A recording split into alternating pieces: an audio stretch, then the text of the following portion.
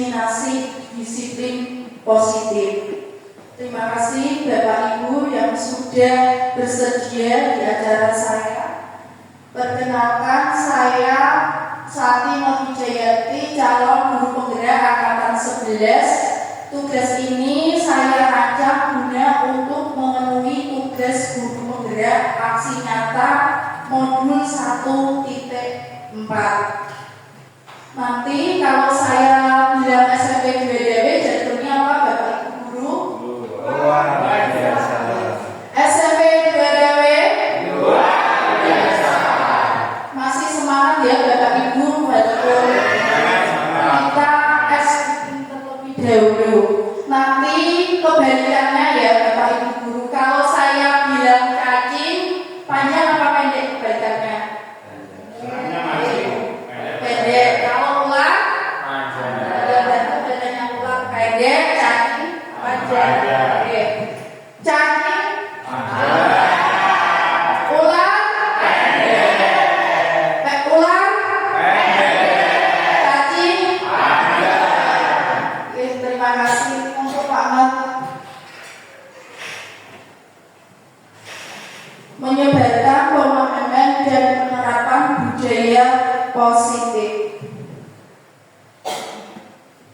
Konsep inti budaya positif itu ada paradigma belajar, disiplin positif, nilai-nilai kebajikan, kebutuhan dasar manusia, motivasi perilaku manusia, posisi kontrol, keyakinan kelas, dan segitiga restitusi. Nanti yang kita akan belajar bersama-sama ya Bapak Ibu guru. Nanti misalkan kalau saya ada yang kurang, kalau Bapak Ibu guru sudah paham bisa ditambahkan. Pembelajaran dengan paradigma baru. Pembelajaran dengan paradigma baru merupakan pembelajaran yang dirancang berdasarkan prinsip pembelajaran berdiferensiasi, sehingga para peserta didik belajar sesuai kebutuhan berdasarkan taraf perkembangan sesuai teori psikologi modern untuk mewujudkan profil pelajar Pancasila. Dalam pembelajaran itu biasanya ada posisinya Bapak Ibu guru terpusat pada guru dan murid. Kalau Bapak guru SMP 2DW dalam proses pembelajarannya posisi itu sebagai guru berpusat pada pembelajaran berpusat pada guru atau pembelajaran berpusat pada murid yang sudah Bapak Ibu guru terapkan. Ya, berarti pembelajaran sudah posisi pada murid. Tepuk tangan semua buat Bapak Ibu guru yang bekerja. Ya, karena menurut paradigma Ki Hajar Dewantara itu pembelajaran berpusat pada murid, berpihak pada murid. Kita itu sebagai guru itu bukan menuntut tapi menuntut anak didik kita. Kita itu posisinya seperti petani. Kita sebagai guru itu dianggap sebagai petani yang menjaga benihnya. Terus tadi pembelajaran berdiferensiasi. Bapak guru sudah tahu apa itu pembelajaran berdiferensiasi? Ya, itu biasanya berdasarkan sesuai gaya belajarnya. Tidak hanya konten materinya saja, tetapi tentang media pembelajarannya. Misalkan saya yang sudah saya lakukan itu tentang, saya kan guru bahasa Indonesia, teksnya itu berbeda-beda tingkat kesulitannya. Terus cara siswanya ditanya ingin biasanya dari menggambar atau dari video seperti itu. Dengan pembelajaran berdiferensiasi dapat mewujudkan profil pelajar Pancasila. Profil pelajar Pancasila itu apa saja Bapak Ibu? Profil pelajaran Pancasila seperti yang sudah kita terapkan di pembelajaran P5 itu ada apa saja? Oke, beriman dan bertakwa, bernalar kritis, mandiri, gotong royong, dan berarti beriman, bertakwa kepada Tuhan Yang Maha Esa itu nilai religius. Terus mandiri, yang dimaksud mandiri itu bukannya siswa dan kita harus hidup sendiri, itu tidak, tetapi mandiri dalam arti mengembangkan pembelajaran. Kita bisa mengikuti pelatihan, menonton YouTube untuk proses pembelajaran. Terus bergotong royong, siswa itu tidak hanya bergotong royong dalam piket kebersihan kelas, tapi bisa berkolaborasi dengan guru atau dengan kakak tingkatnya. Kreatif, di sini siswa juga sudah berkreatif, terkadang menggunakan pembelajaran berbasis internet, berbasis YouTube, Microsoft Share. Terus lanjut, miskonsepsi tentang teori kontrol. Selama ini itu kita menganggap bahwa ilusi guru mengontrol murid, guru itu mengontrol murid itu salah. Yang kedua, ilusi bahwa kritik dan membuat rasa bersalah mampu menguatkan karakter. Padahal kalau kita mengkritik anak didik kita, bukan karakternya yang kuat, tapi mental anak menjadi down. Terus yang ketiga, ilusi bahwa semua penguatan positif, efektif dan bermanfaat. Tetapi justru dari itu tidak efektif dan tidak bermanfaat, malah menambahkan masalah. Terus ilusi bahwa orang dewasa berhak memaksa. Kita sebagai guru tidak boleh memaksa anak, seperti itu. Terus mengubah paradigma stimulus respon ke pendekatan teori kontrol. Dari stimulus respon realitas kebutuhan kita sama, tetapi teori kontrol realitas kebutuhan kita itu berbeda. Terus teori stimulus respon itu semua orang melihat hal yang sama, tetapi kenyataannya itu berbeda, seperti yang dikemukakan teori kontrol. Dari teori stimulus respon itu kita mencoba mengubah orang agar berpandangan sama dengan kita. Bapak Ibu guru, kita tidak bisa menganggap bahwa pandangan saya atau pandangan Bapak Ibu guru dengan satunya itu sama, tapi pandangan itu berbeda. Teori kontrol itu semua perilaku memiliki tujuan. Jadi perilaku yang dilakukan anak didik kita itu sebenarnya memiliki tujuan. Orang lain bisa mengontrol saya, tapi teori kontrol kenyataannya hanya diri kita yang bisa mengontrol diri sendiri. Jadi kalau anak berbuat salah itu kita tidak bisa mengontrolnya, tetapi hanya murid itu yang bisa mengontrol dirinya sendiri. Stimulus respon, saya bisa mengontrol orang lain. Anda tidak bisa mengontrol orang lain, karena yang bisa mengontrol itu hanya diri sendiri. Pemaksaan ada pada saat rujukan gagal, kolaborasi dan konsensus menciptakan pilihan-pilihan baru. Model berpikir menang atau kalah, model berpikir menang-menang. Pernyataan pemantik yang Bapak Ibu jawab bisa setuju atau tidak setuju. Hukuman dapat mendisiplinkan anak, Bapak Ibu setuju atau tidak setuju? Hukuman dapat mendisiplinkan anak, setuju atau tidak setuju? Hukuman dapat mendisiplinkan anak. Ya, terkadang ada setuju dan ada tidak setuju, ya, tergantung dari konteksnya itu sendiri. Yang kedua, pemberian hukuman dengan hal positif seperti membaca atau membersihkan halaman sekolah dapat meningkatkan disiplin anak. Setuju atau tidak setuju, Bapak Ibu? Terus yang ketiga, memberi penghargaan dapat meningkatkan motivasi belajar anak. Setuju atau tidak setuju? Ya, jawaban itu nanti disimpan di dalam benar atau salahnya nanti materi kita coba kita bedah. Yang pertama, disiplin positif dan nilai kebajikan. kebajikan universal. Kalau ada kata disiplin positif yang terbesit pada benak Bapak itu apa? Disiplin positif sesuai peraturan baik yang lain. Disiplin positif, ketika ada kata-kata disiplin positif, seperti kalau kita memakai helm, seperti itu peraturan tata tertib. Tetapi kenyataannya makna disiplin itu berasal dari kata disiplina yang artinya belajar. Berarti tidak peraturan atau tata tertib, tetapi belajar.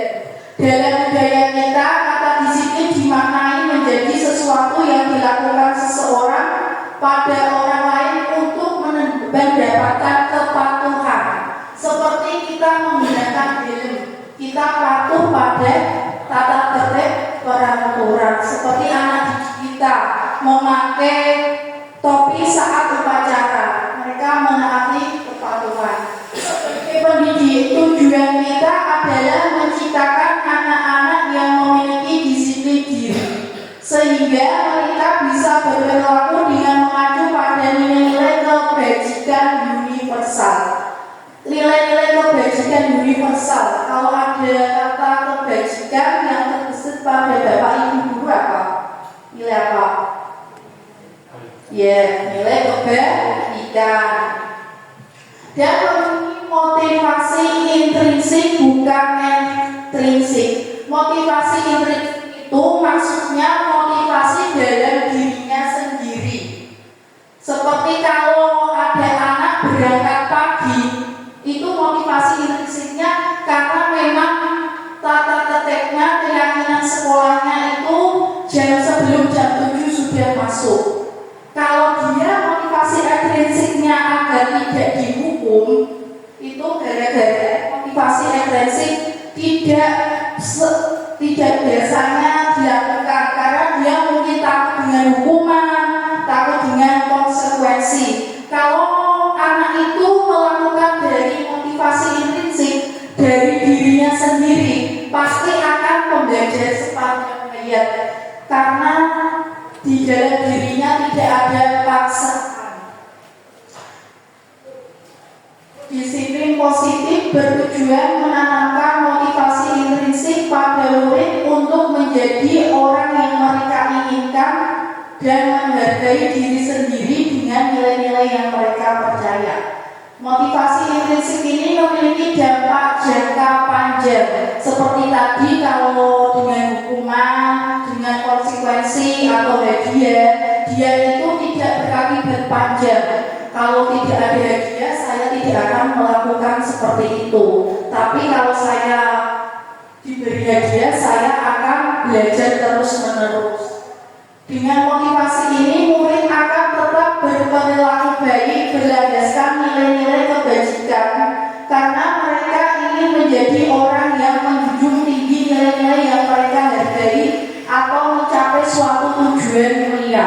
Dengan disiplin positif, dengan menerapkan nilai intrinsik, mereka itu merasa dirinya dihargai dan mencapai sesuatu tujuan yang mulia. Ini nilai-nilai kebajikan. Ada profil pelajar Pancasila yang tadi depan sudah kita bahas. Ada beriman dan bertakwa, ada berakhlak mulia, berkebinekaan global, gotong royong, mandiri, kreatif, dan bernalar kritis.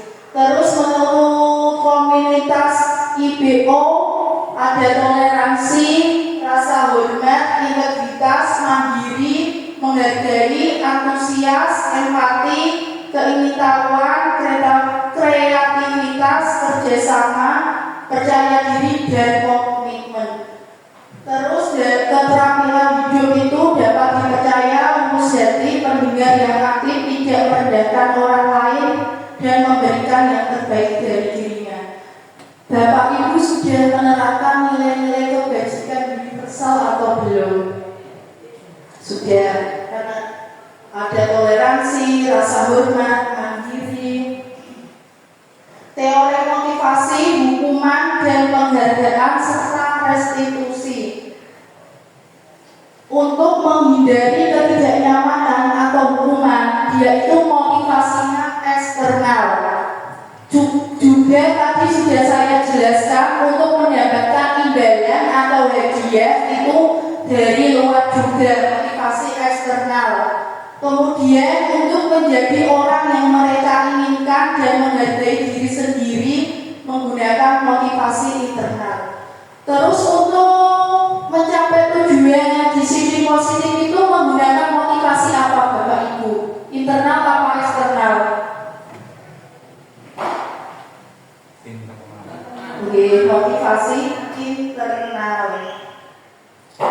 Tadi sudah saya tegaskan motivasi perilaku manusia untuk menghindari ketidaknyamanan hukuman itu ekstrinsi dan juga mendapatkan imbalan intrinsik untuk menjadikan orang yang mereka inginkan dan menghargai diri sendiri dengan nilai-nilai yang mereka percayai.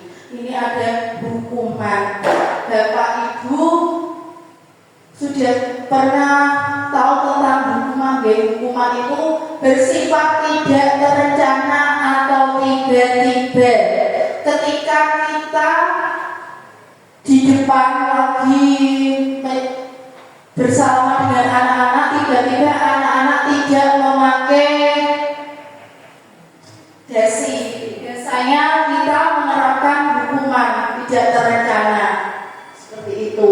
Hukuman bersifat satu arah dari pihak guru yang memberikan dan murid hanya menerima suatu hukuman tanpa melalui suatu kesepakatan. Biasanya kalau kita menghukum anak, kita lupa bertanya, tidak bertanya ya. Misalnya mereka tidak mengerjakan PR, kita tidak bertanya hukuman apa yang kalian inginkan, seperti itu. Hukuman yang diberikan bisa berupa fisik atau psikis. Terkadang kita menyuruh mereka memberi hukuman berdiri di depan, itu termasuk hukuman. Terus biasanya psikis, nanti teman-temannya kalau dihukum mentertawakan. Konsekuensi, kalau konsekuensi itu sudah terencana Bapak Ibu. Misalkan anak tidak mengerjakan PR, konsekuensinya itu nanti tugasnya ditambah atau besok mengumpulkan, tetapi dengan syarat nilainya tidak efektif, seperti itu, tidak maksimal karena mereka tidak mengerjakan PR. Pada konsekuensi, murid tetap dibuat tidak nyaman untuk jangka waktu yang pendek. Bapak Ibu guru masih semangat ya, meskipun perbedaan hukuman dan konsekuensi. Hukuman itu sesuatu yang menyakitkan harus terjadi, tetapi walaupun menyakitkan biasanya tetap dilaksanakan Bapak Ibu guru. Kalau konsekuensi sesuatu harus terjadi. Hukuman membuat anak sakit untuk jangka waktu lama. Biasanya kalau kita menghukum anak akan diingat sampai tua. Terus konsekuensi membuat anak merasa tidak nyaman dalam jangka waktu pendek. Hukuman anak membenci kedisiplinan. Biasanya anak sini kalau dihukum bukannya tambah dia jeda, tapi terkadang kembali lagi melakukan kesalahan.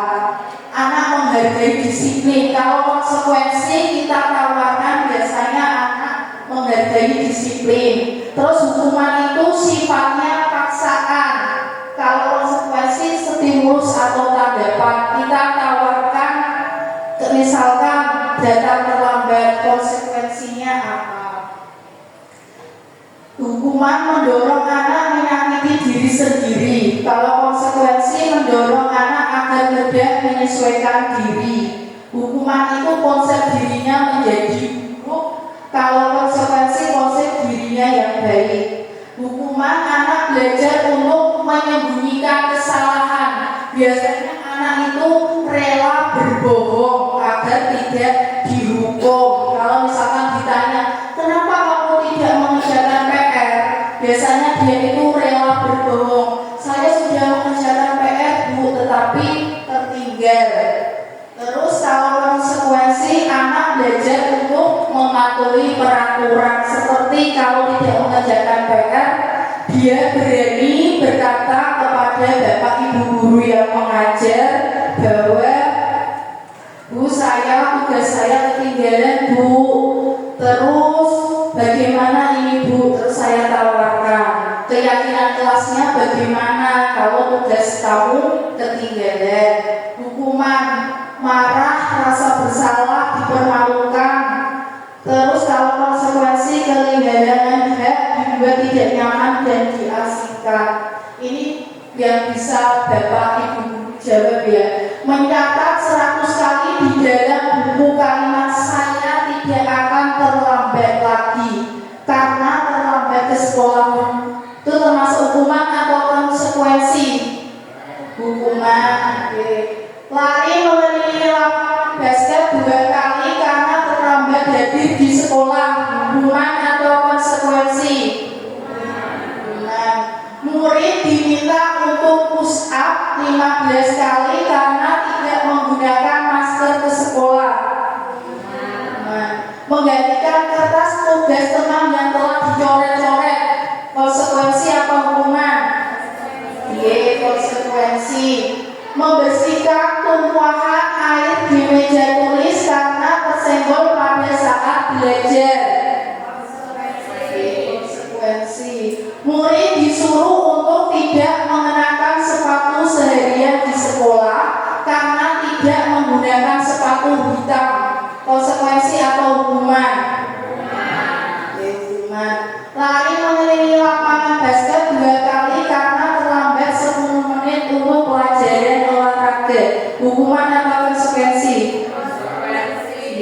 Berarti Bapak Ibu guru sudah paham semuanya tentang perbedaan hukuman konsekuensi. Kita kasih well.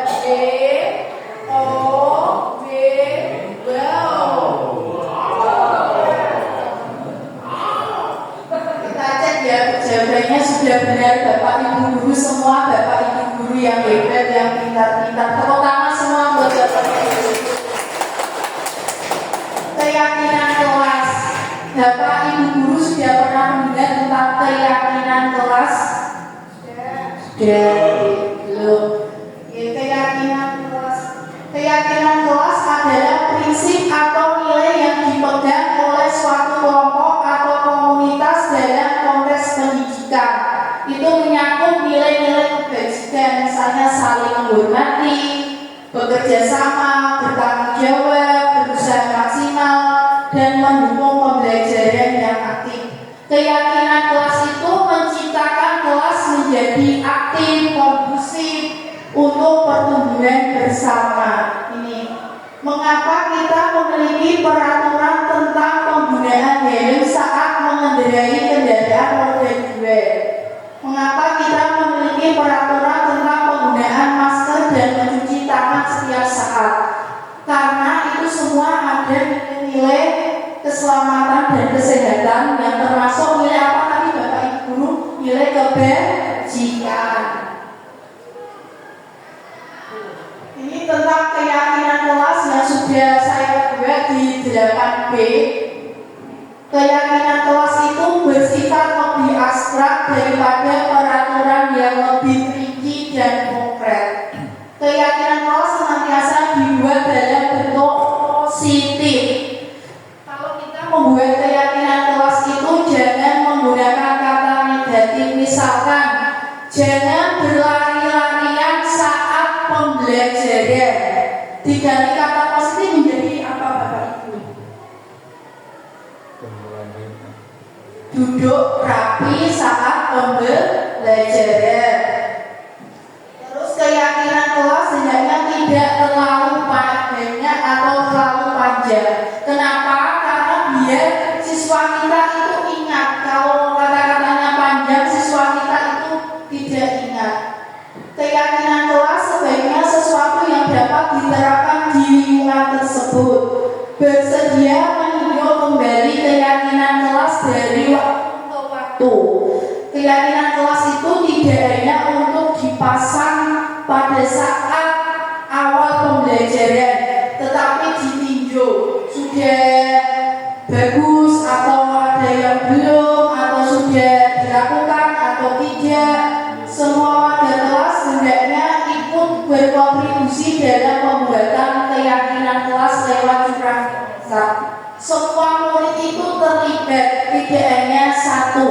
Kemarin saya di kelas 8B itu ada 33 anak. Setiap anak itu menuliskan satu persatu yang mereka inginkan, keyakinan yang mereka inginkan, yang mereka ingin terapkan. Kalau mereka membuat kesalahan, saya tanya, keyakinan apa yang sudah kalian buat kemarin? Kan sudah kalian yang membuat sendiri, berarti konsekuensinya juga dibuat sendiri. Dia minta konsekuensi apa akibat melanggar keyakinan kelas tersebut. Prosedur pembentukan keyakinan kelas tadi mempersilakan murid-murid untuk berkurang pendapat tentang peraturan yang perlu disepakati di kelas. Terus mencatat semua masukan. Saya catat semua masukannya 33 anak, tetapi nanti saya pilih. Terkadang kan sama menulis, misalkan harus tepat waktu ketika mengerjakan tugas, saling menghargai tentang pendapat teman, itu saya pilih yang sama. Susunlah keyakinan kelas dalam bentuk kalimat positif seperti tadi. Tinjau kembali daftar curah pendapat yang sudah dicatat. Saya meninjaunya untuk saya pilah-pilah. Setelah keyakinan kelas selesai dibuat, maka semua warga kelas dipersilakan meninjau ulang. Dari 33 siswa saya suruh maju, suruh membacanya, mana yang perlu disepakati, mana yang tidak. Terus kemudian saya keyakinan kelas itu saya tempelkan di papan belakang. Ini peraturan dan keyakinan kelas. Selalu kembalikan buku ke tempatnya. Itu nilai apa Bapak Ibu guru? Nilai tanggung jawab. Dilarang mengganggu orang lain, nilai apa? Menghormati orang lain. Hadir di sekolah 15 menit sebelum pembelajaran dimulai, nilai menghormati orang lain. Dilarang melakukan kekerasan, nilai keselamatan dan menghormati orang lain. Dilarang menggunakan narkoba, nilai kesehatan. Bergantian atau giliran, nilai menghormati orang lain dan bersabar. Gunakan masker, itu nilai. Terus jangan berlari di kelas atau koridor, nilai keselamatan. Semua yang dilakukan itu ada nilai-nilainya tersendiri. Kebutuhan dasar manusia dan dunia berkualitas. Kebutuhan dasar manusia itu apa saja Bapak Ibu yang sudah Bapak Ibu guru tahu? Ya, makan, mandi, istirahat, ya, kita olahraga. Kemudian kebutuhan dasar manusia adalah segala sesuatu yang kita lakukan untuk mendapatkan apa yang kita inginkan. Seluruh tindakan yang kita lakukan memiliki tujuan tertentu. 5 kebutuhan dasar manusia itu ada bertahan hidup. Kalau itu berarti kebutuhan tentang kesehatan, tentang makanan untuk bertahan hidup. Kita juga memerlukan kebutuhan kasih sayang, karena dasar manusia itu juga untuk disayang. Penguasaan itu kebutuhan yang berhubungan dengan pencapaian sesuatu, menjadi kompeten, menjadi terampil, diakui atas prestasinya, dan keterampilan kita itu dihargai. Kebebasan. Kebutuhan dasar manusia itu kebebasan juga, tapi kita tidak semata-mata harus bebas melakukan segalanya, tapi mesti ada aturannya juga. Terus kesenangan. Manusia itu juga membutuhkan kesenangan Bapak Ibu. Kita bisa saya mencari hiburan, bermain dan sebagainya. kebutuhan dasar manusia dan dunia berkualitas. Agar dunia berkualitas itu kita harus memiliki kebutuhan dasar manusia. Bisa tidak di antara 5 tadi. Restitusi 5 posisi kontrol. 5 posisi kontrol itu seperti satu penghukum. Biasanya Bapak Ibu guru di posisi yang mana? Penghukum, pembuat rasa bersalah, manajer atau pemantau yang sudah Bapak Ibu guru terapkan selama di sekolah. Bapak guru menjadi posisi yang mana? Penghukum atau pembuat rasa bersalah, teman, pemantau atau manajer? Semuanya. Oke, Bu Fitri semuanya. Murid dan guru BK biasanya di posisi mana, Bu? Penghukum atau pembuat rasa bersalah, teman atau manajer atau pemantau?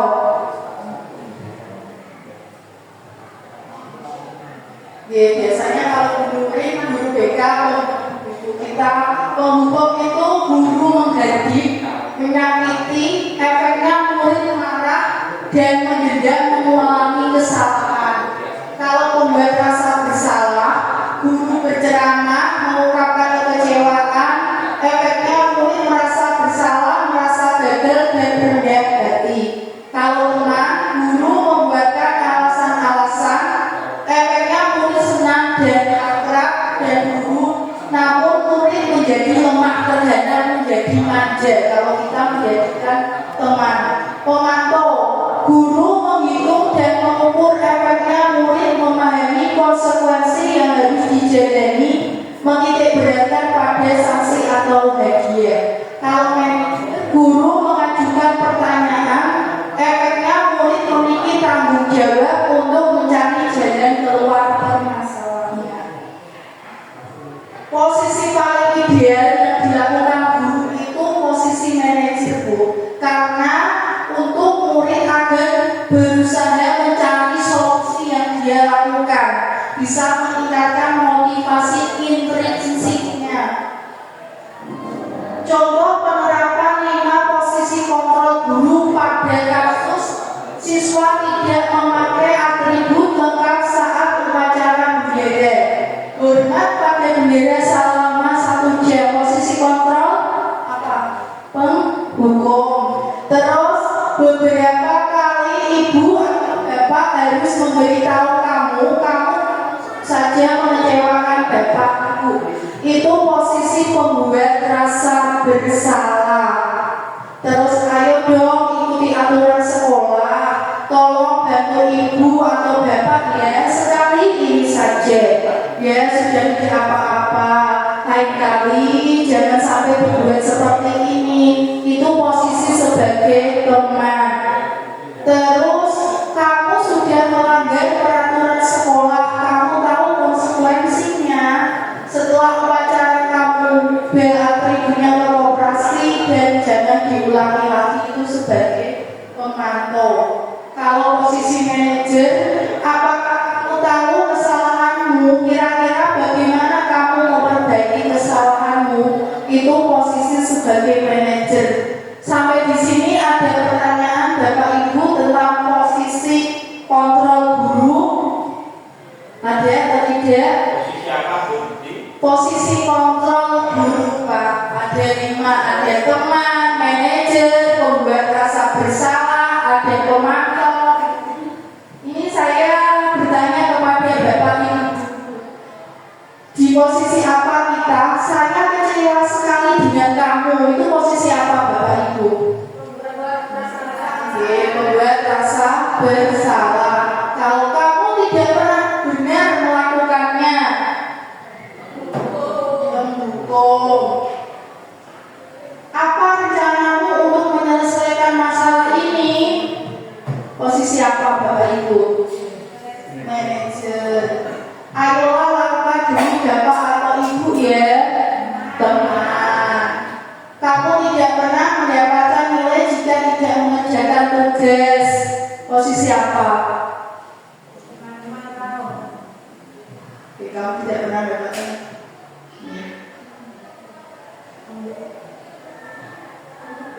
Restitusi. Restitusi adalah proses menciptakan kondisi bagi murid untuk memperbaiki kesalahan sehingga mereka bisa kembali pada kelompok mereka dan karakter yang lebih kuat. Biasanya kalau ada anak yang salah, kita menerapkan restitusi. Restitusi tidak bisa dilakukan tersendiri. Biasanya itu berkolaborasi untuk mengajarkan murid untuk mencari solusi untuk masalah mereka dan membantu murid berpikir tentang apa yang mereka inginkan dan bagaimana mereka harus memperlakukan orang lain. Misalkan murid itu salah ditanya, kenapa kamu melakukan hal ini? Terus berakibat tidak dengan teman-teman kalian. Terus kalau kamu melakukan hal ini, apa caranya kamu mencari solusinya?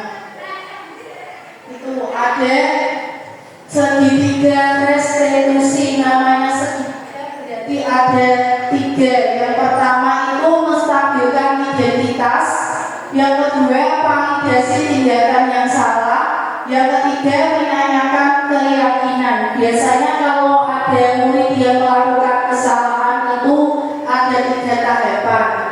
Terus ciri-cirinya bukan untuk menebus kesalahan, namun untuk belajar dari kesalahan.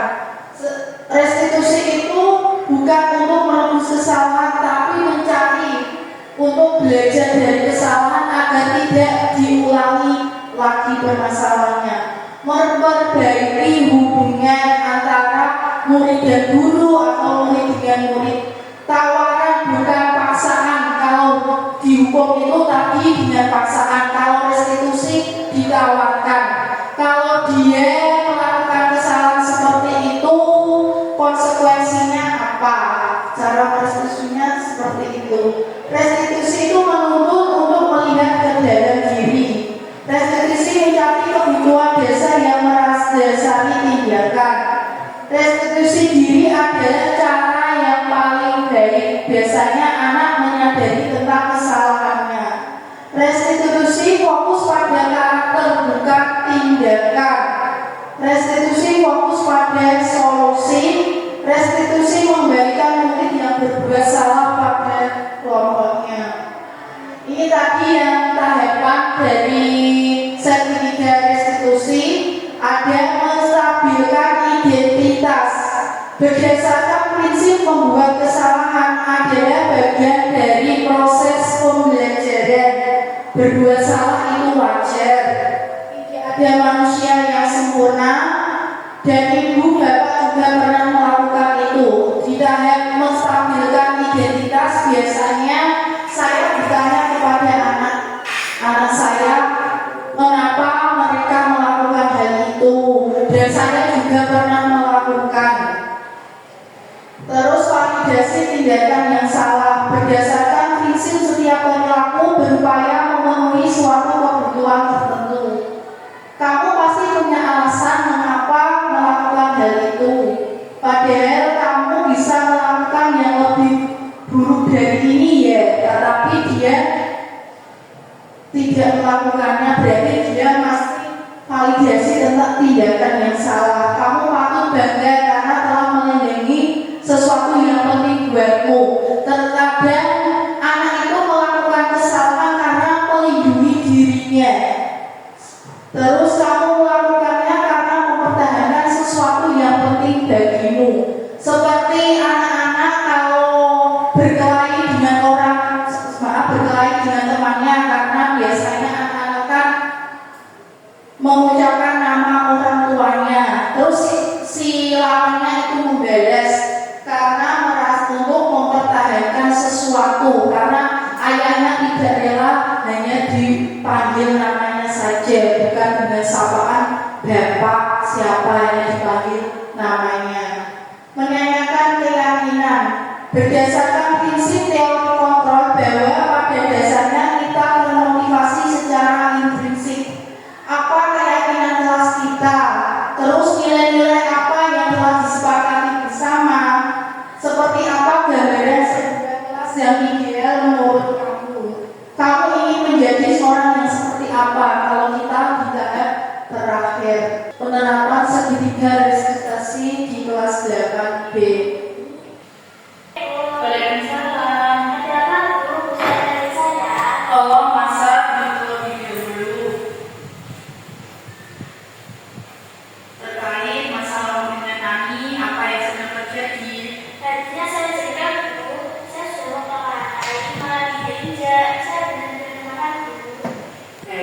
kamu sudah mengepel lantai, malah Ani menjadi-jadinya dengan sembarangan wajar.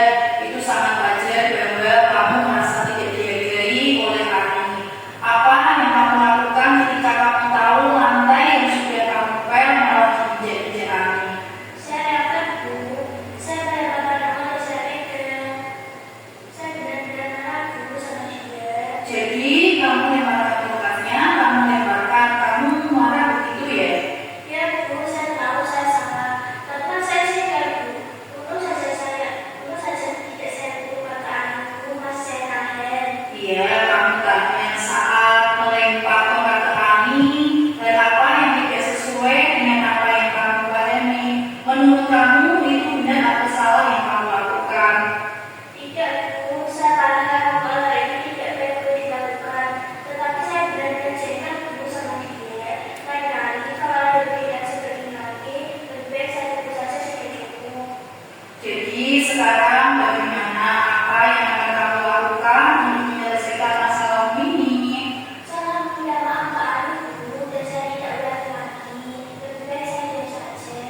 Baik, kalau kamu sudah meminta maaf Ani, berarti kamu sudah memaafkan Ani. Bagaimana dengan perasaan kamu dan sekarang seperti apa ke depannya? Ya, Bu, saya sudah memaafkan Ani. Lebih baik saya diam saja, rasanya menggugah. Ternyata menjadi penyabar dan maaf itu lebih melegakan. Hebat kamu masa, berarti kamu sudah belajar menjadi pribadi yang pemaaf dan penyabar. Baik, kita kembali ke kelas karena ada lomba kebersihan kelas besok penilaiannya. Semoga kelas kamu menjadi juara ya. Ya, Bu, semoga saja. Kita langsung praktek saja ya Bapak Ibu Guru tentang penerapan segitiga restitusi. Oke, siapa yang mau? Bu Fitri. Oke, Bu Fitri sama Bu Nuri praktek mau.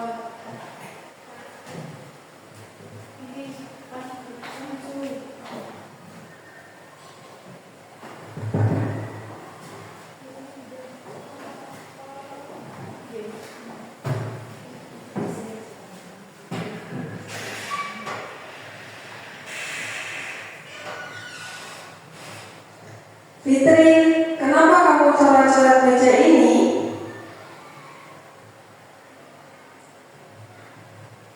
Fitri, berbuat salah itu wajar kok. Kita semua pernah melakukan kesalahan. Tapi coretan di meja ini membuat teman-teman lain jadi tidak nyaman. Berbuat salah itu tidak apa-apa. Semua orang pernah melakukan kesalahan, termasuk saya. Padahal kamu bisa mengekspresikan diri dengan cara lain yang lebih baik. Misalnya menggambar di buku gambar. Apa yang kamu rasakan saat mencoret-coret di meja ini? Saya merasa bosan, Bu. Oh, jadi kamu merasa bosan? Itu wajar kok merasa seperti itu. Tapi apa cara lain yang lebih baik untuk mengelola perasaan itu? Sekarang, bagaimana kita bisa memperbaiki kerusakan yang sudah terjadi? Apa yang bisa kamu lakukan untuk mengembalikan meja ini seperti semula? Ya, Bu, mohon maaf, saya salah. Mungkin saya akan membersihkan meja ini, Bu, supaya kembali lagi seperti semula. Ide bagus. Kamu bisa membersihkan meja ini, lalu menggambar-gambar yang lebih bagus di atasnya. Dengan begitu, meja ini bisa menjadi lebih indah dan baik.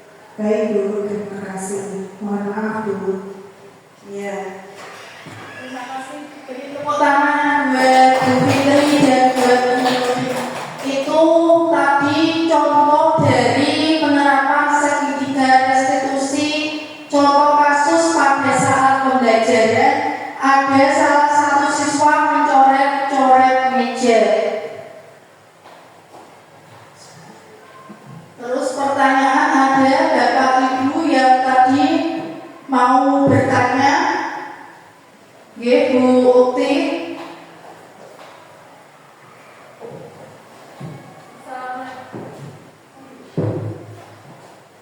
Assalamualaikum warahmatullahi wabarakatuh. Waalaikumsalam warahmatullahi wabarakatuh.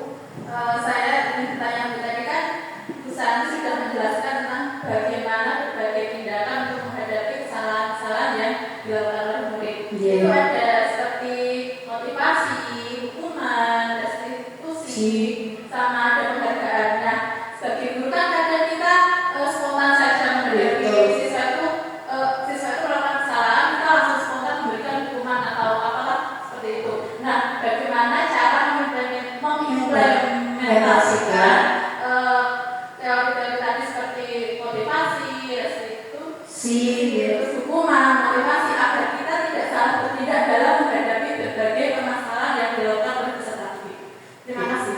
Oke, terima kasih pertanyaannya dari Bu Uti. Berikan tepuk tangan buat Bu Uti. Oke, pertanyaan yang bagus, bahwa pengimplementasian itu kita harus paham tentang konsepnya, tentang teori motivasi tadi. Karena teori motivasi tadi ada dua, berasal dari intrinsik dan ekstrinsik.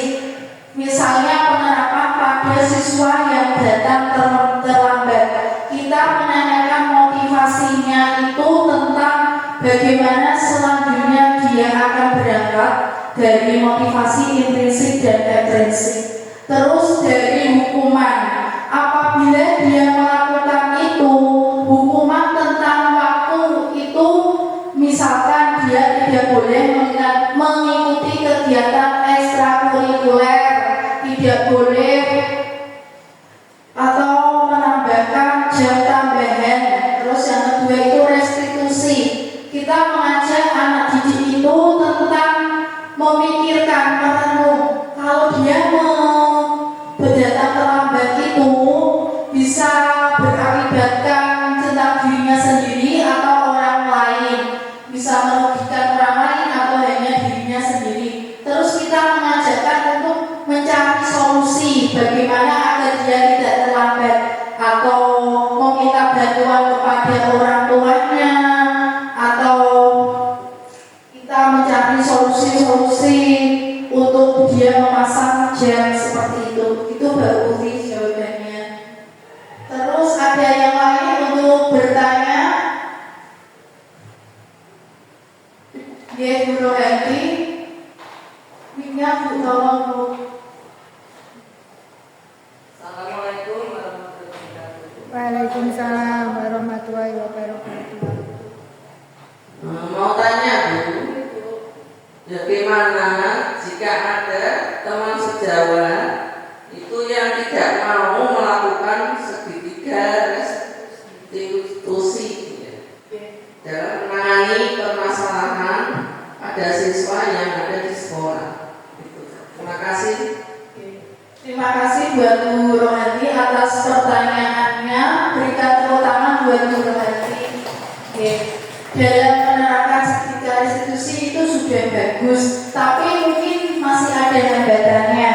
Terkadang memang ada teman yang tidak bisa melakukan segitiga restitusi. Kita sebagai rekan kerja juga tidak bisa hanya menyalahkan saja, tapi buat satu komunikasi terbuka antara kita dengan teman sejawat. Kita menanyakan kenapa beliau tidak mau merestitusi, atau takut gagal, atau takut dia tidak bisa menerapkannya, atau takut untuk terjadi miskonsepsi antara siswa dengan guru. Terus yang kedua,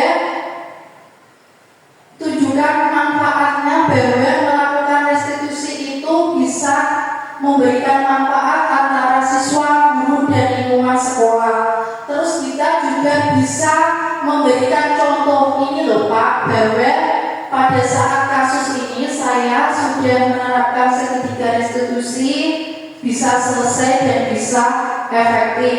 Terus kita juga tidak hanya semata-mata menyalahkan beliau, kita cari jalan tengahnya untuk kebersamaan kita. Dan setelah itu memang untuk berubah itu menunjukkan waktu. Ya, seperti itu jawabannya Bu.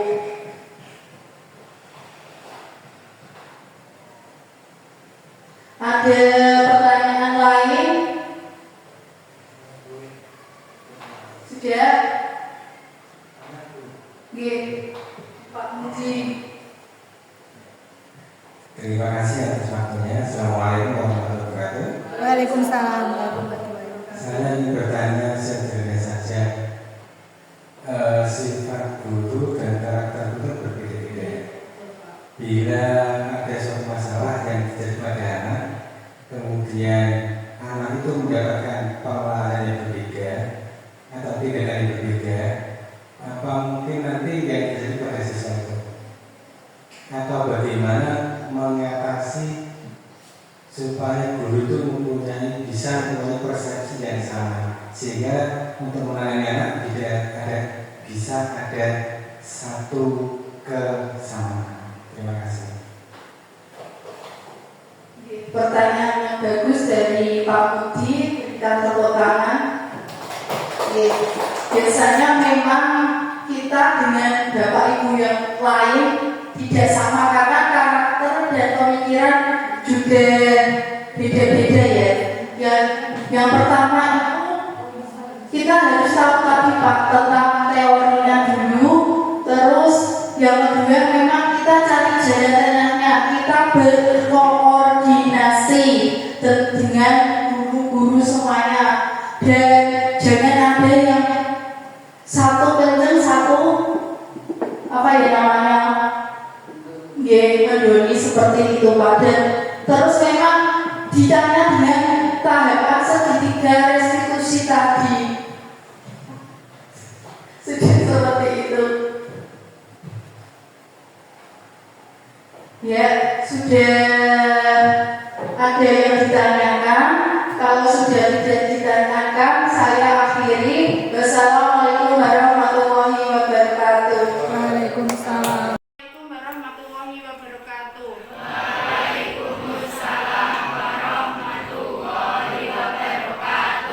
Hari ini kita membuat keyakinan kelas. Ada yang sudah tahu keyakinan kelas itu apa? Belum. Ya, kalau belum, hari ini nanti kita membuat keyakinan kelas 8B bersama-sama.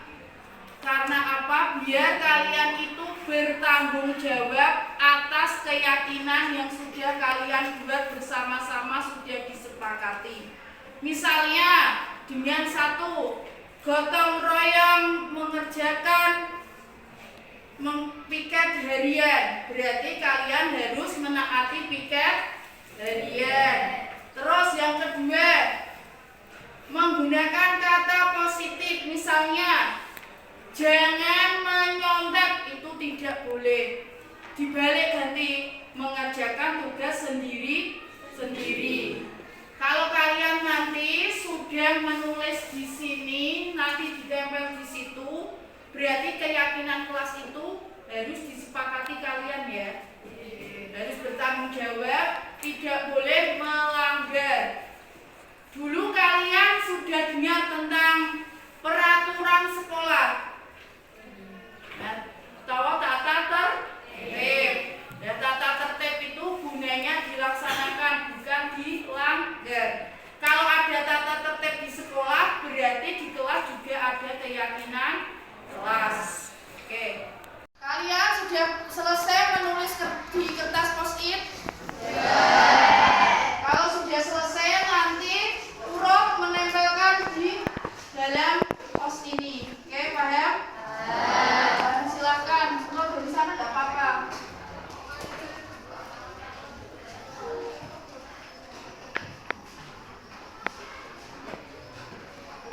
Lanjut, yuk, berdiri langsung berdiri langsung.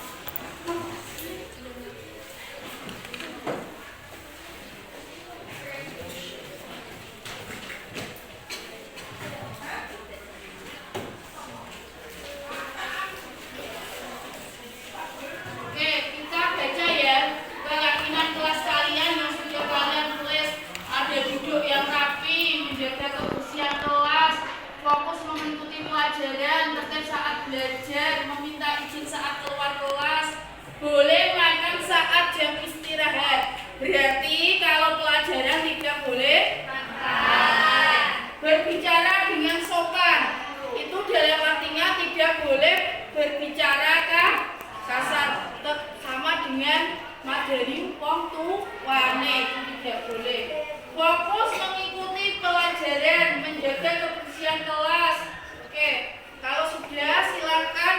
Ini sudah disepakati. Kalian sudah sepakat? Kalau sudah sepakat, silakan kalian tanda tangan bergiliran dari Alif Muhammad Andika.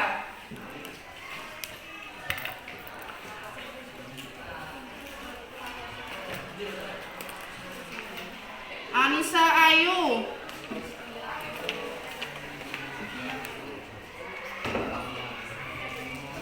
Para bidang nggak berangkat Elsa, nggak berangkat Fadil. Yuk langsung. Nah.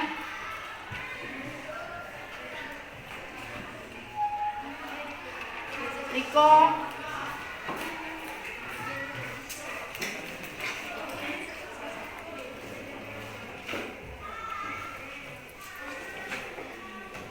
Lutfi, Marcelino,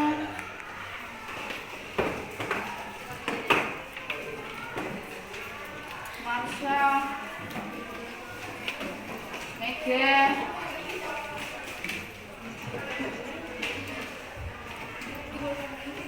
Adam Novik,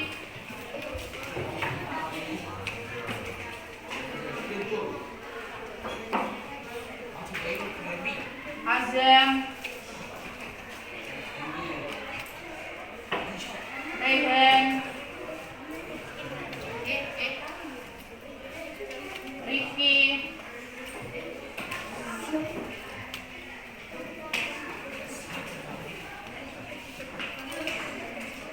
Izer,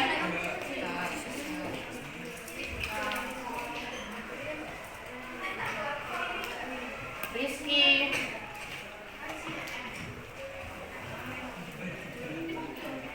Nadia, Nala,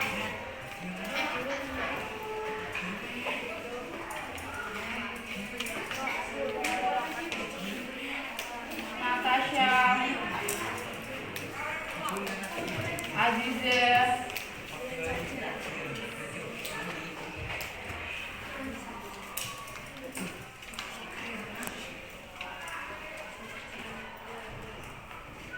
Siva,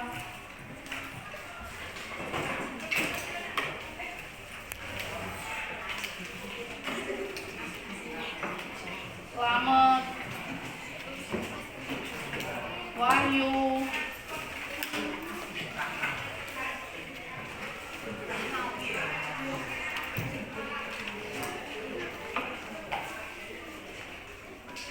Iwi,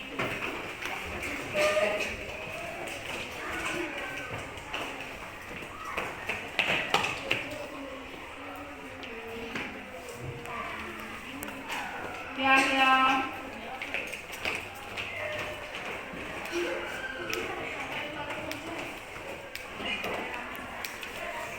Nasbe, Dede,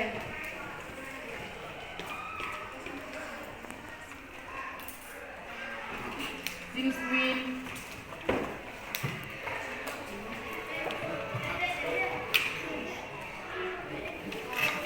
kalian sudah tanda tangan di sini, berarti kalian sudah setuju ya.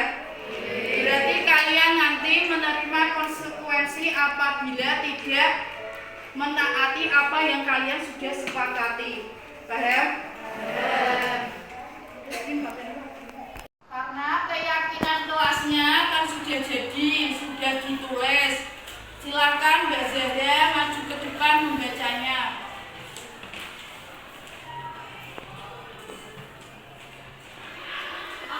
Keyakinan kelas 8B. 1. Datang tepat waktu setiap pagi ke kelas dan setelah istirahat. 2. Tertib memakai seragam